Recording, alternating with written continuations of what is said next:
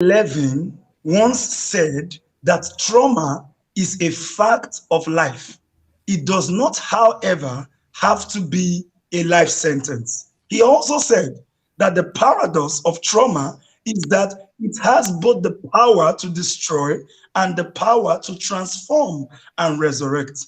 And Kazuo Ishiguro said, all children have deceived if they are to grow up without trauma. Welcome to Motivational Monday Life with the Prince. And today we have a very wonderful guest in the studio with us. Her name is Oshika, all the way from the United States of America. Oshika, you are welcome to the program. Thank you so much for having me. I am just truly blessed and honored to be here with you and your audience and to discuss such an important topic. I love your intro. That was amazing. Thanks. Thank you so much. And before we go into the program, I would like Oshika to tell us a little bit about herself so that my audience will get to know her and what she does. Absolutely. So I grew up, and we're going to go back a few years, a few decades. I grew up with Hungarian refugee family. So my lineage is Hungarian, and we were raised very much in the culture. And I had a great upbringing. I had a very nice upper middle class. My father's a physician, just a great upbringing. And then as an adult, I made some choices that were less than amazing. One of those choices, I ended up being married to somebody who was abusive. And so that's where the trauma came in, and abuse happened mentally and emotionally. And then it started physically. And once it started physically, I said, I'm out. Like I deserve a better life, than any of this. And so do my children. And so from that point, we got to our freedom. And then I worked really hard at just life for a while. And I'm certified Jack Canfield trainer. Oh, excuse me. Jack Canfield is the gentleman. I'm not sure if you're familiar with him, but he wrote Chicken Soup for the Soul. I am familiar. Right? Jack Canfield, yes. Yeah. He's a good guy. He's amazing and lovely and just a good human. And so I'm certified through him on coaching, life coaching. And so now I coach predominantly female entrepreneurs who have successful businesses, but they're stuck. And that stuckness comes from the trauma that they've endured. So I guide those women to move past the trauma and be that person that we're called to show up to be fully, instead of just 70% living that life, just to be able to fully live that life. Because when you have that trauma and you're not releasing it, you're holding on to it, then it's going to hold on to you, right? And we're all called to just live that free, beautiful life. So that's what I do. Wow. Thank you so much, Oshika. And I'm glad to hear your story and your testimony and how you have overcome and all of that. Now, the first question I want to ask is, what is trauma? Well, it's defined. Yeah, it's defined differently by different people, but generally it's something that causes you growth. We can look at it that way, right? Like massive growth, like something massive that happened in your life that causes you to either stay in the victim mode, the victim mentality of, oh, this horrible, atrocious thing happened to me, or be a survivor of that trauma and stand on that story and not in the story. So trauma looks different to different people. Somebody who grew up in a very affluent and safe environment, trauma may be something like a carjacking.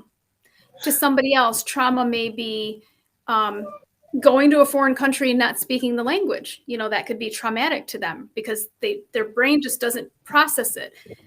For somebody else, it could be something as simple as if you're living out in the farmland your entire life and then you have to go to a major city. That could be traumatic, right? It doesn't have to be like trauma doesn't have to be the same for each person.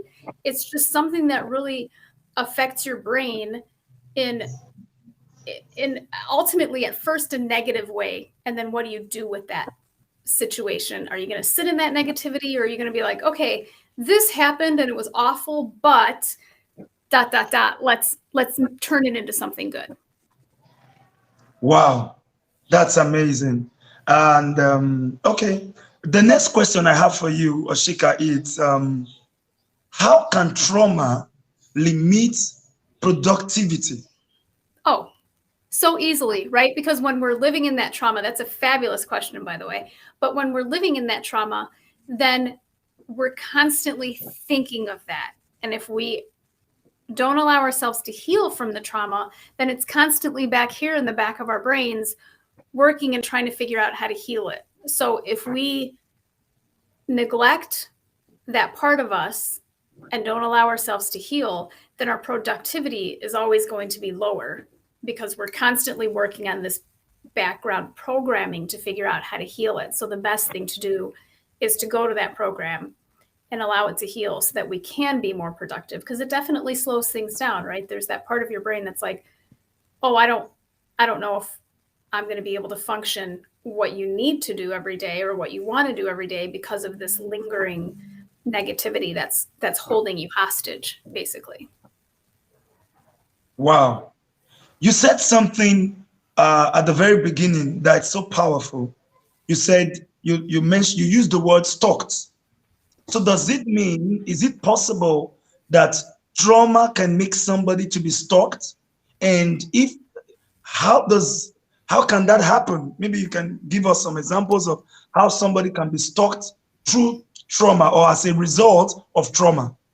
Sure. So you can be stuck the foundation of your stuckness could be based in that trauma simply because it it's shackles. I guess that's the best way to explain it. Your trauma situation, whatever it was, and it's so true that we all have some form of trauma in our life. If you do go through life untraumatized on some level, then you're not living life. Like then you're living in a happy bubble, and that's just not real reality, right? Um, but that trauma gets a hold of you, and it's like shackles and chains, and it just holds you there. I'm sure we've seen, no matter what country we're in, we've seen the elephant that's got the what is that thing called, the shackles around their ankles, and they only move so far, right? We've seen this picture no matter what culture. And trauma is basically the same thing. It ties you to that place and you're stuck there. And so even the baby elephant who grows up with the shackles around their ankles, when you unshackle them, they think they can only go that 5 feet that they've been taught to go their entire life because they think that that shackle is on them. So their mentality is they're stuck in that shackle. And it's the same thing when you've endured trauma. If you allow those shackles and the chain to be part of your existence, then you're going to be stuck in that same area until you allow yourself to heal. And it's not easy, the healing. Just so everybody knows, healing from trauma is not easy, but it's totally possible. Wow. Thank you. Thank you. Thank you so much. I think that is so powerful. I'm really blessed and inspired by what you're saying to us today, Oshika. Now, there's something I want to ask because when you meet, there are people you meet all over the place, all over the world. I've been to 13 countries and I've met people, and in the process of counseling, you hear people saying, I was in an abusive relationship, I was in an abusive marriage, and then I had to get out and all of that. Now, one question that is in my mind is it not possible that somebody can be in an abusive marriage, for example, and still be able to find a way to go around that situation? Is there any possibility of going around that situation without necessarily going out of the marriage? Uh, Unless I'm shaking my head, no. But there's always a possibility, right? And and it would be something that both people in the marriage would want to work on. Oftentimes, the person who is causing the abuse thinks there's nothing wrong with them. So there's nothing to fix. So the problem is of the victim, not the abuser. So can you stay in a marriage that is abusive? Yes, if the abuser, and mind you, please understand that the abuser doesn't have to be just the man to the woman. There are plenty of marriages where the woman is abusing the man. So it's important to recognize that, and it's important to know that yes, the marriage can be fixed. but both parties have to take full ownership and responsibility for their behavior, and both parties are encouraged to forgive and move forward, reconcile, forgive, and move forward. So, it's everything's possible, really, truly, but it takes effort, and it takes a mended heart, and it takes a willing heart, and it takes a willing soul to be able to mend the marriage when there's abuse. Wow. This morning, I had a meeting with a woman, and she was telling me about her son, and the son has been into a sort of gambling, a kind of gambling, um, something it's just like gambling. That's the best way to put it. Mm-hmm. And this boy has been doing this thing, and even if he goes to stay with somebody and he doesn't have money to do it, he will steal from the person and use the money to go and do the gamble. Then sometimes he could steal a neighbor's handset and use the money, sell the handset and use the money to go and do that gambling. So the thing has been controlling him for years. And one day, and today, the mother was telling me that just yesterday, the boy was not telling her that he doesn't know why he's doing it, that something is just pushing him to do it. So now let's bring that to an abusive marriage, for example. Let's bring that to an abusive relationship, for example, whereby the man, for example, is abusive or the woman is abusive. And then let's say, for example, he now says that I can't even stop it. I don't know why I keep on being violent. I keep on talking like this or behaving like this or acting in a certain manner. I don't know why I'm doing it. And even if he tells you today, I'm sorry, tomorrow he goes back and is doing it. I've seen such things happening. So in that kind of situation, what do? You ask the person who's being abusive if you truly, let me back up. There's so many levels to this answer. So first and foremost, the person who is doing the abusing has probably been raised in an environment where that is acceptable. So they learned that usually from a parent or a caretaker. So we're not, as children, created to just wake up one day and be like, oh, I'm 5 years old, I think I'm going to beat the living tar out of somebody, right? We don't, that's not, something happens, something traumatic happens to the person who is the abuser. So it's important to recognize that abuser, and by no means am I condoning their actions, right? By no means am I saying abuse is right on any level at all. So please understand that first and foremost. But somewhere, something so traumatic happened to the abuser that they think that that's a normal way of life. So their neurotransmitters in their brain are saying, this is normal, this is okay. So when you're in an abusive marriage and they don't think they're doing anything wrong, or they can't control it, for example, like in your example, then they need help. They need like mental care facility kind of help. A lot of times, like mentioned before, they don't think that there's anything wrong and they don't think that they're going to need the help. So realistically, in that case, then I ask the victim where the self-worth is. Right? Because we allow people to treat us the way they treat us. If we don't allow somebody to be abusive to us, then we walk away. Right? And the red flags are there at the beginning of a relationship, usually, not all the time. So taking a real hard look at the red flags. So in situations where the person, let's say, apologizes but then continues the abuse, the question is, what part of you is so broken that you feel unworthy of actual love? Because abuse is not love. That's the bottom line. Abuse is not love. So I would recommend that somebody seek shelter and seek help from an outside source. But again, it's so much of being the victim and being the abuser is what's going on in your neurotransmitters. And those need to be reprogrammed to a healthier mental mindset, right? And that's a difficult thing to do. That takes years. It's not just going to one day, just like you don't wake up one day and you say, oh, I'm going to abuse my wife today. You don't just wake up one day and go, oh, I'm going to stop abusing my wife today. You can, but it's definitely a work in progress. Does that answer your question? Yes, it Good. does. Thank you very much, Oshika. You're welcome. And I want to ask this question, that how do you break the shackles of trauma? Again, that's a mindset thing. And I would like to just real quick, if I may, Innocent Sunday is leaving some great messages. And I just wanted to just say hello and thank you for the feedback that you're giving as we're going live. So thank you very much.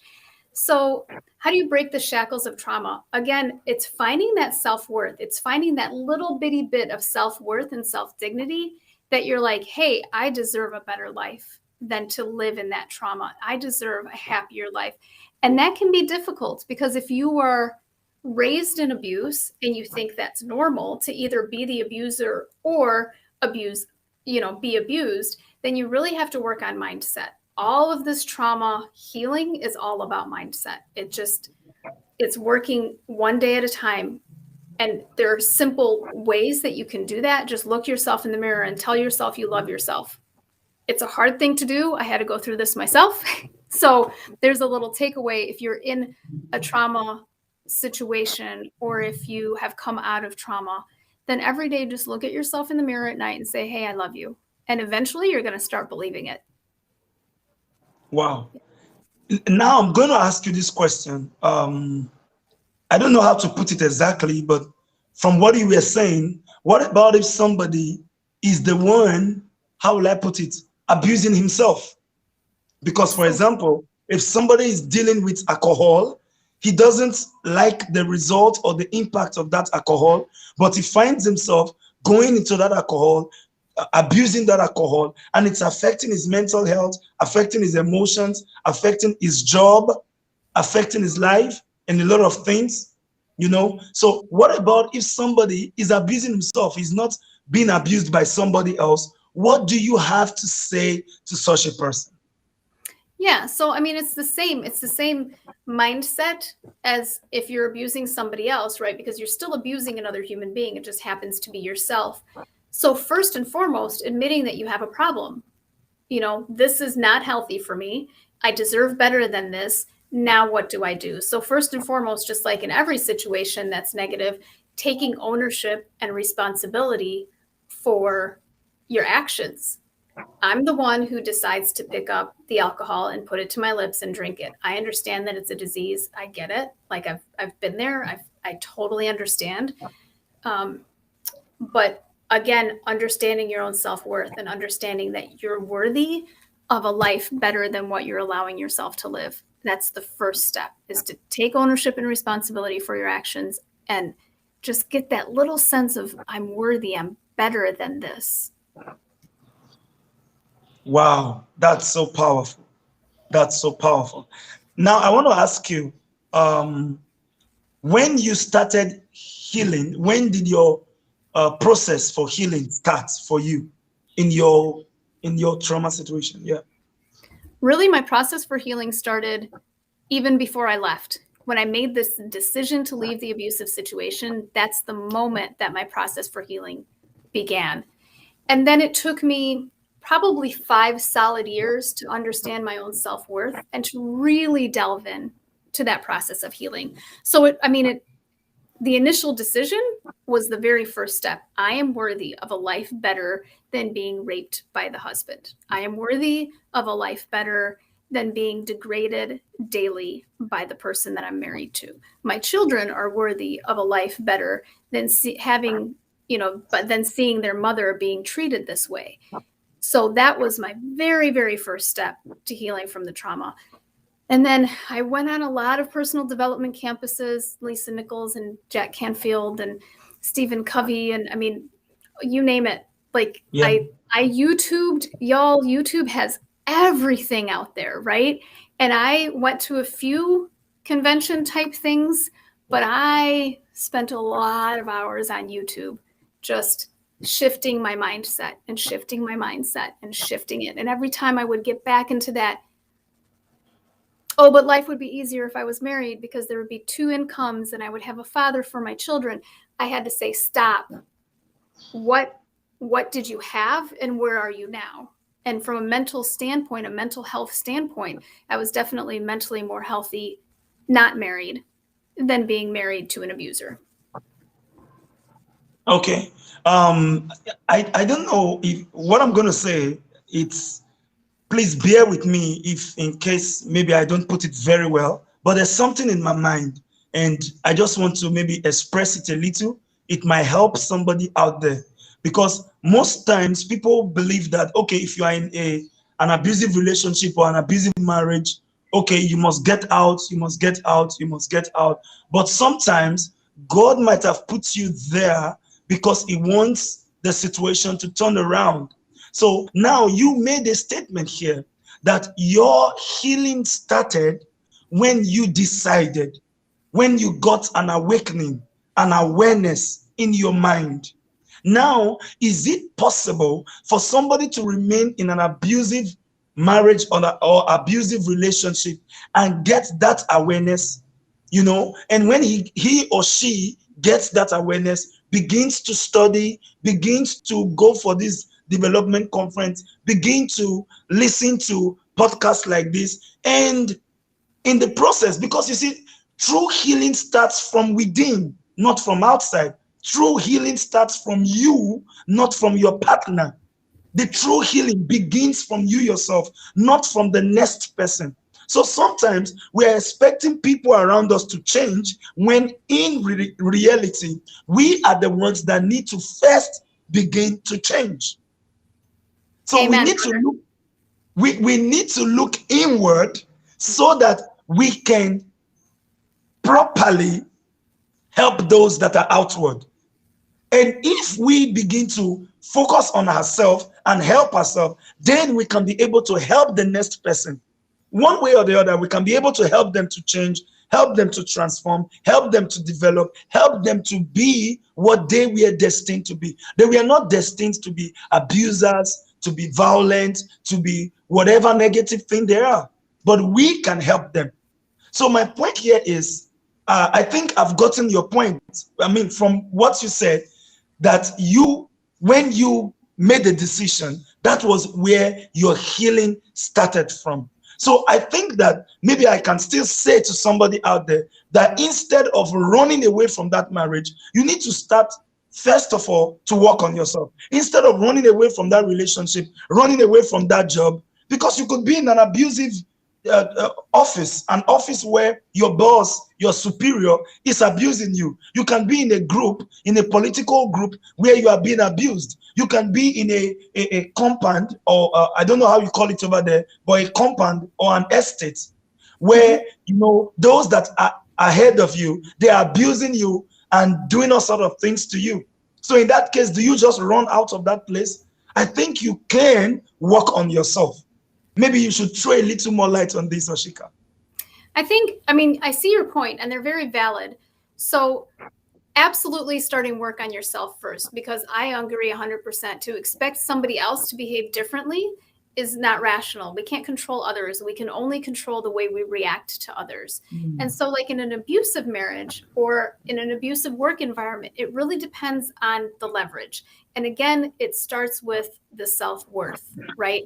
Do you not feel like you're worthy enough of a better work environment than a boss who's abusive? That's a personal choice, right? And there have been situations, and I've been there, where the boss is financially manipulative, let's say, and you have the only income in the family. You have to stay with that job. You have to. So you have to deal with it. And it's not a self-worth thing, it's a survival thing, right? Like I had to stay in a few jobs where I had some people that were questionable in their behavior.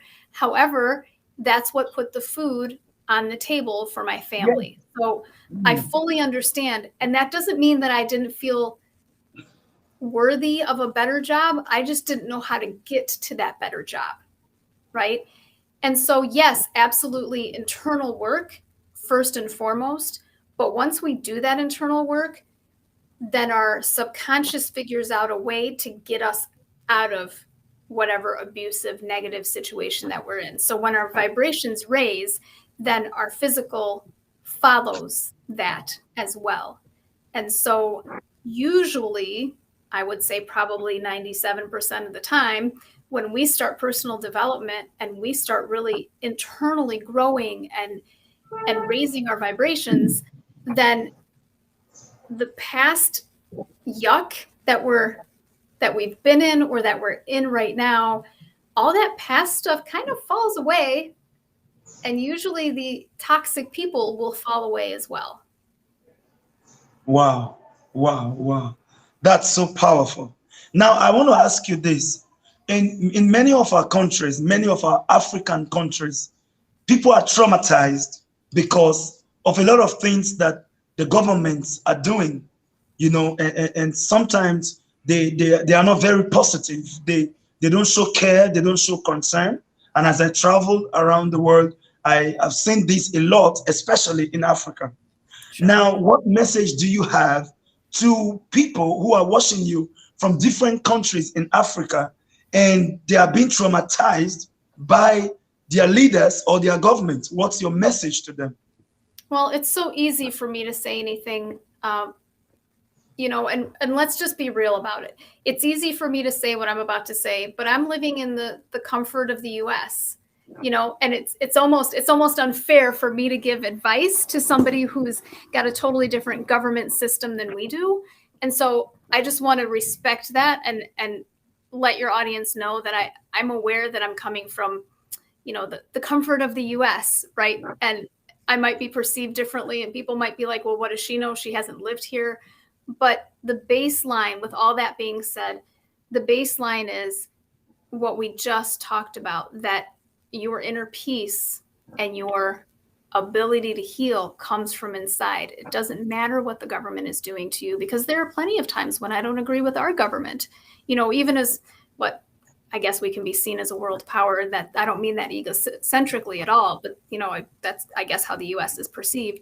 Even living in this country, there are plenty of times I don't agree with the government, but my peace is from within. My trauma healing is from within, not from without. So it doesn't really matter. And that sounds kind of harsh, because it does matter. Because if I'm seeing my child step on a landmine and they're losing their leg, it does matter.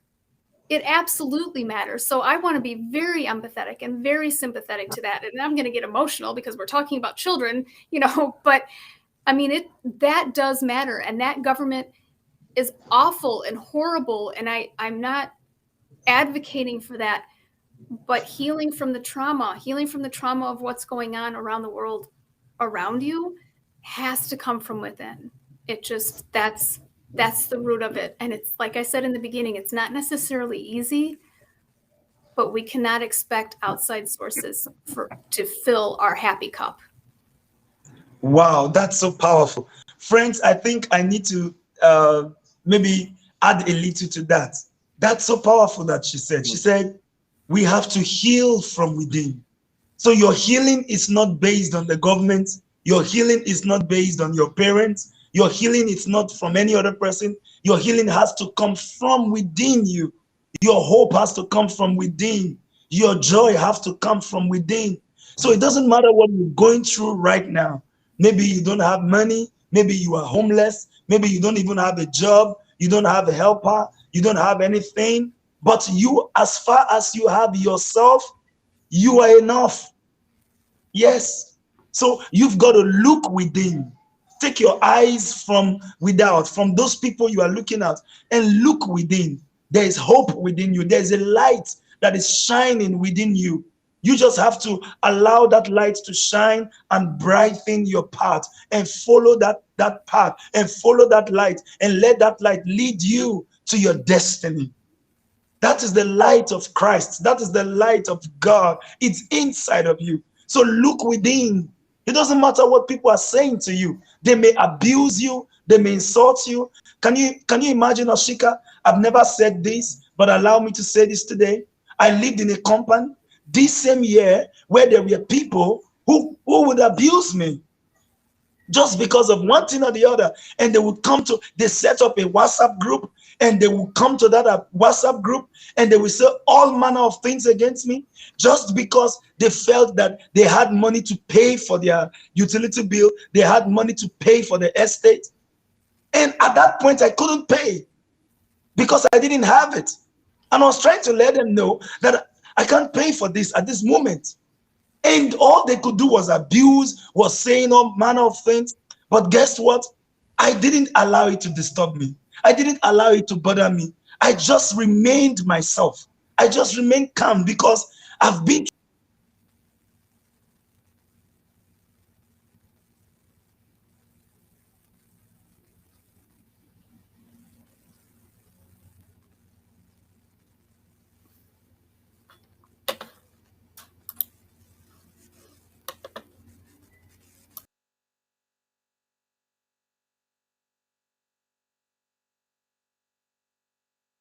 control your life and destiny. Hold on.